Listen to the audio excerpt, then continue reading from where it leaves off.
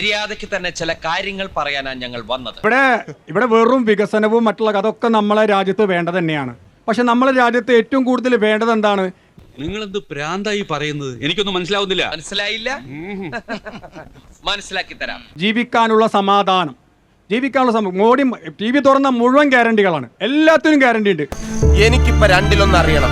പക്ഷേ ഇവിടെയുള്ള എല്ലാ പള്ളികൾക്കും എല്ലാ മോസ്കുകൾക്കും നിങ്ങൾക്ക് ഗ്യാരണ്ടി കൊടുക്കാൻ കഴിയോ? പക്ഷേ ഇവിടെയുള്ള എല്ലാ പള്ളികൾക്കും എല്ലാ മോസ്കുകൾക്കും നിങ്ങൾക്ക് ഗ്യാരണ്ടി കൊടുക്കാൻ കഴിയോ? നിന്നെ കൊണ്ടൊക്കെ സാധിക്കൂ? അത് സാധിക്കില്ല. 10 വർഷക്കാലം ഏതെങ്കിലും ഒരു പള്ളിക്കെതിരെ ഈ രാജ്യത്ത് ആക്രമണം ഉണ്ടായിട്ടുണ്ടോ? പറയാൻ വാക്കുകളില്ല. എനിക്കൊരു മനസ്സമാധാനമില്ല വക്കീലെ. നിങ്ങൾ ഭരിക്കുമ്പോ ഒരു കലാപം ഉണ്ടായിട്ടില്ല. എന്ത് പ്രഹസനമാണ് സജി. ഇവിടെ ഒരു മത കലാപം ഉണ്ടായിട്ടുണ്ടോ? ഒരു കലാപം ഉണ്ടായിട്ടുണ്ടോ? വെല്ലുവിളിച്ച് ചോദിക്കുന്നു. ഇതുപോലെ പല വെല്ലുവിളികൾ നേരിട്ടിട്ടുണ്ട്. ഇനി നിങ്ങളോടാണെങ്കിൽ അങ്ങനെ നിനക്ക് തടയാമെങ്കിൽ നീ പറഞ്ഞോ.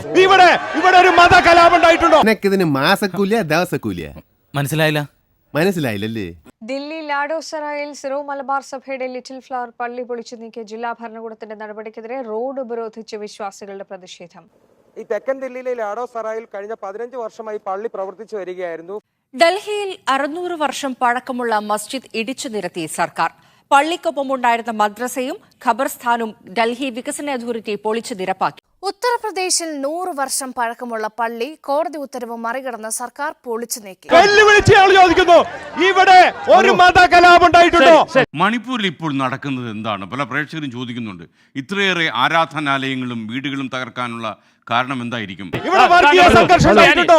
15 വിശ്വാസധാരകൾക്ക് കീഴിലുള്ള 150 ആരാധനാലയങ്ങൾ, ആയിരക്കണക്കിന് വീടുകൾ എന്നിവ തകർക്കപ്പെട്ടു. വെല്ലുവിളികളാവാം, പക്ഷേ അത് നിന്നേക്കാൾ 4-5 ഓണം കൂടുതലുണ്ടോ? പാലൂർ പള്ളി പൊളിക്കുമെന്നാണ്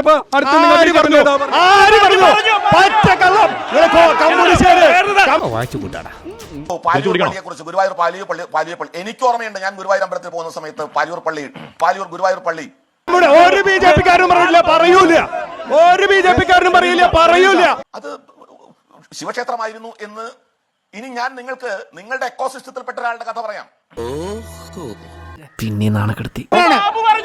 പാലൂര് പള്ളി ഓൻ ചരിത്രം ആവർത്തിക്കാണല്ലോ.